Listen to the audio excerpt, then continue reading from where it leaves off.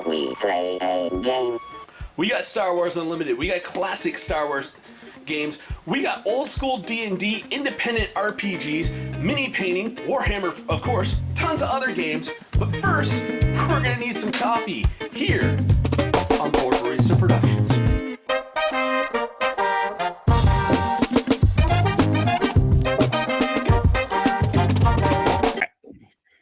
What is the screen cuts going on? Is it like flickering? Yeah, that's what I was doing. I think it's looking stable on my end. Okay. All right. It could be because we have the snow and we have, it's April and it's weird ass snow. All right. Let's get into it. Hey everybody, welcome to Retro Reviews, a review show where we go through my copious amounts of gaming RPG books, magazines, other paraphernalia one at a time. And to join me in the rambling is Tanya. Hey everybody. All right, and tonight we binge watching Star Trek, all the movies. we're covering Star Wars. Sorry, Star Wars, my brain. I am working on The Last Jedi right now. All right, cool. Yeah, and I will. I'll hook you up with that subscription to. I bought the subscription. Ah, shoot! I was gonna hook you up. With one. Anyways, tonight we're doing Star Wars, where you've got the Gamemasters screen revised edition. You can definitely see this has gotten some love. Because this lived with the core rule book in my backpack from 95 until 2000.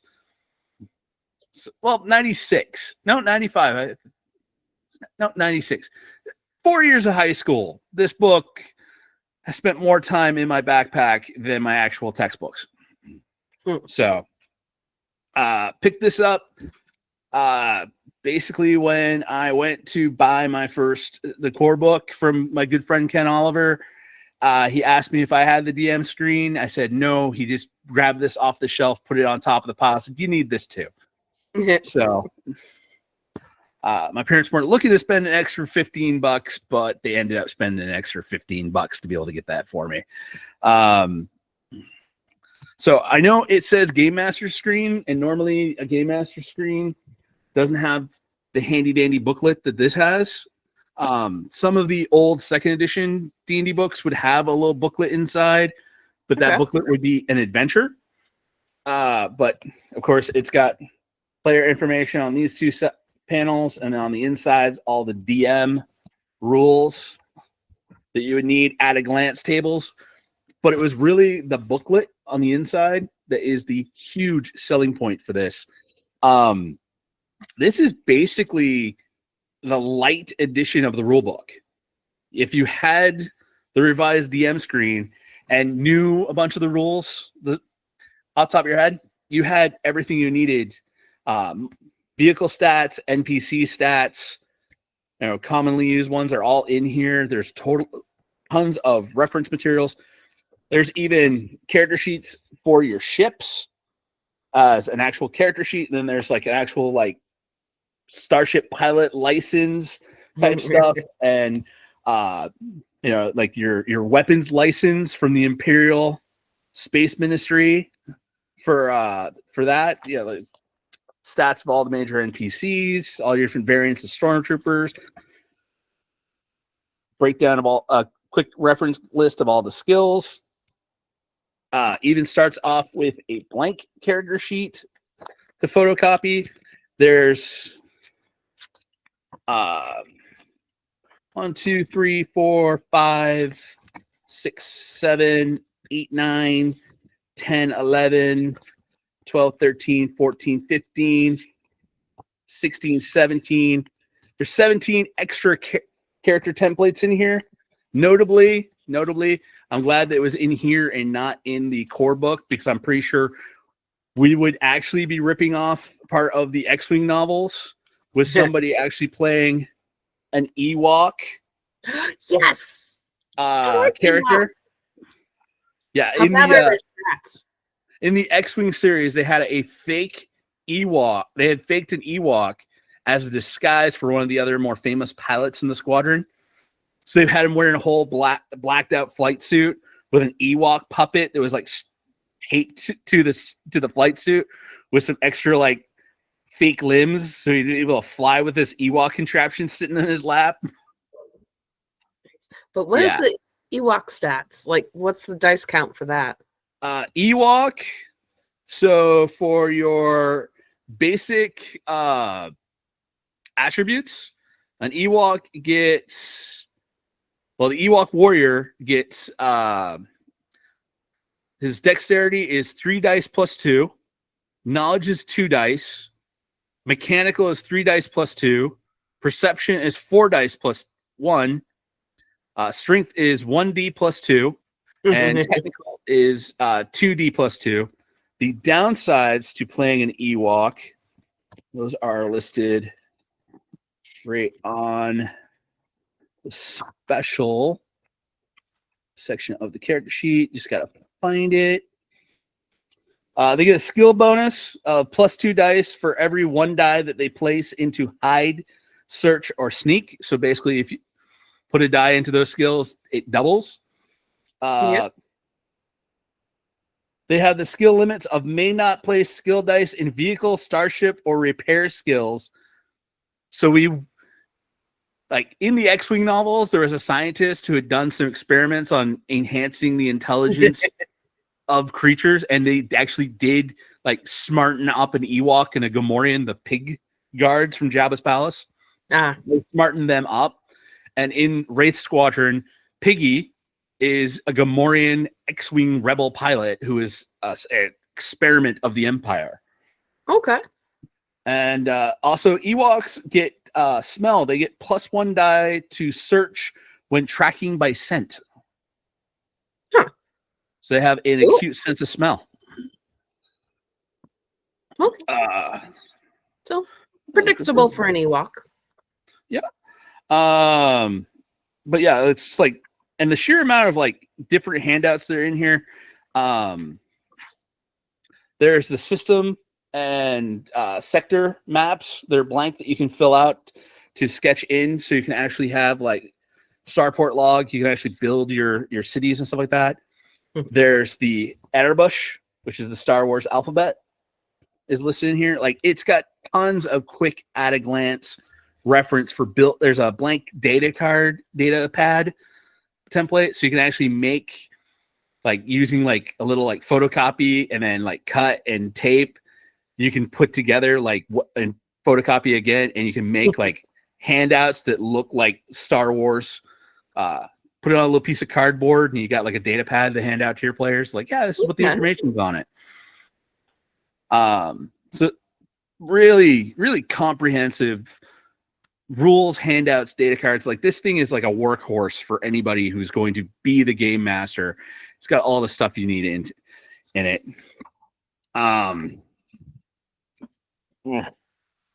There's the timeline in this. So it actually does where does that stretch to? Oh, there it is, right there. So in Star Wars, all the dates are either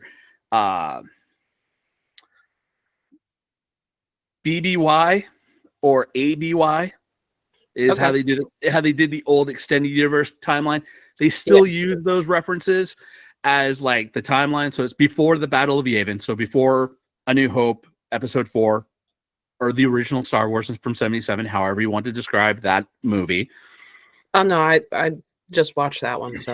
So we have the 2,500 years before the Battle of Yavin was when the first hyperdrive was invented.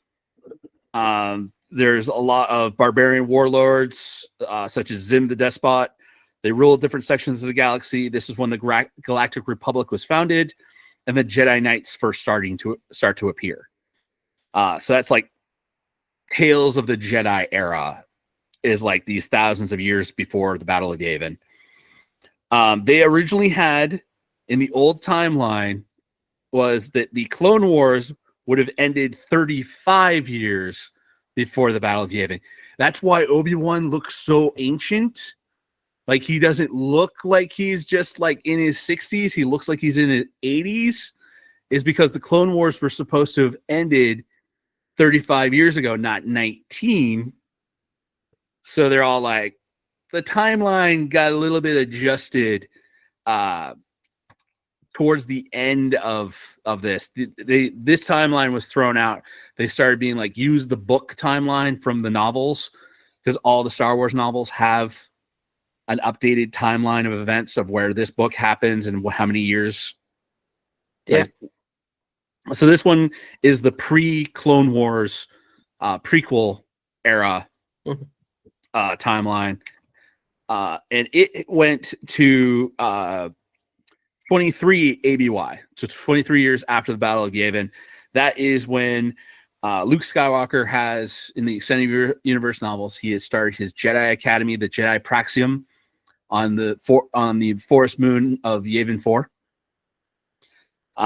So they go back to the original Rebel base. Luke turns it into a Jedi training facility, and at the timeline where this ended, it was the Young Jedi Knights book series had just been published, or started to be published. Well, when this role-playing book came into print, so that's like when Jason, Jaina, and that generation of Jedi were all at Luke's Academy getting trained. It would still be another like 10 years of after this got published that we'd have like 10 years in the timeline, but I think it was just like 6 years after this got published that we had the Yuuzhan Vong War, and Jason and Jaina were teenagers fighting in the war. But it is a little outdated according to the Star Wars, even the EU canon. But still kind of cool to have that reference material of like, when are we playing? Well, we're playing during this time period. What's happening? Go read these books. And if you're enough of a nerd that you're playing the old Star Wars RPG and you played it when it was out, you probably were reading the books at the time. The only things that I didn't like about this DM screen is the fact that my Black edition, which is like the revised and expanded AD&D with the black covers for the core books, had a matching DM screen. And what they did for the art, for the cover art and the back information page, that's actually a slip-on cover that they put onto it when they'd slide the cardboard inside the a little piece of cardboard inside, and then they shrink wrap it. So that way you would have your advertisement front cover, your advertisement back cover, but that would come off. And then you would have two more full panels worth of information to have facing the players for the DM screen. I really liked how that DM screen was designed to have as much player information facing the players, not wasting that tool of having a screen out there. In art, I know everybody agrees with that, because a lot of the Pathfinder and 3rd edition and 4th edition and all the future editions of D&D, even some of these really custom homemade wood ones you can get nowadays, have really cool stuff to face the players. They're just looking at a wall and all the stuff for the DM is on the DM side, but having quick reference material for the players that's facing them, I have always felt as being like a great DM tool, because you don't have your players going to look in the book. You actually have your players like looking over at the DM screen going, oh yeah, it's this. And it just helps out. It's why when I make my own game, I plan on having player reference tools inside the front cover of the player's handbook, so that they can just flip to the back inside cover when they're making characters. They can, when they're playing the game, they can flip to the front inside cover and be like, oh yeah, that's how I do attack rolls. This is how I do this type of thing. Okay, we're good. You're not searching through the actual rules to find some quick reference tables. So it's the only downside to this DM screen is the player facing side is like too light on information, but it is chocked full of stuff for behind the screen. So definitely, if you're playing a game, this is the version of the DM screen. I would say go out and get your hands on. And Tanya, you've only been playing role-playing games for like a couple of years at this point, right? Not even a year? Maybe a year and a half. Year and a half. And yeah. what's your opinion on DM screens? Like, what makes a DM screen good for you? It hides what I got planned coming. So you like something that's got some full good coverage. I like the secrecy of it. All right. I like the fact it's secret. It prevents nosy players who want to try and get ahead from getting ahead. So would you prefer, because this one, it's the tall size. So it's like having the book in front of you. I know some DM screens, they'll do it the landscape size, so you'll have more spread out space. Which would you prefer? Would you prefer short and, not as like thin but tall, or do you want like with as to much cover? So when I DM, I have I would need the landscape side because I use the chair next to me. It sits lower than the table. I put it down there. I have it here. I even have it on this side. I need a full. You need as much area coverage. You need a good perimeter around you. Teacher's desk. What used to be a teacher's oval desk where she'd have students come up and sit on either side, or him. No, it was mainly hers that had it. It was mainly in grammar schools or elementary schools. But have it that my stuff is sunk down, walls up, where they can't see in, and I can do everything I need to do. All right. I want to ask the chat. It's like, do you prefer portrait screens or landscape screens? Do you want it to be tall or do you want it to be wide? Leave that in the comments down below. And I think I'm good for this episode. Yeah, it was actually short. I know. We spent a lot of time last time really diving into some stuff.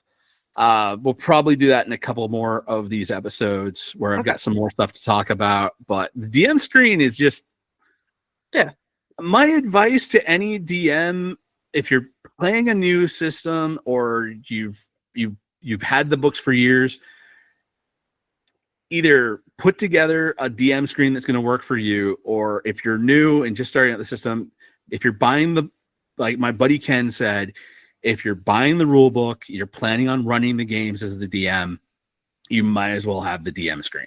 It's just buy the core books, buy the DM screen, get whatever dice you need, go play. I could just buy them off Temu. Direct from factory. Lots of dice.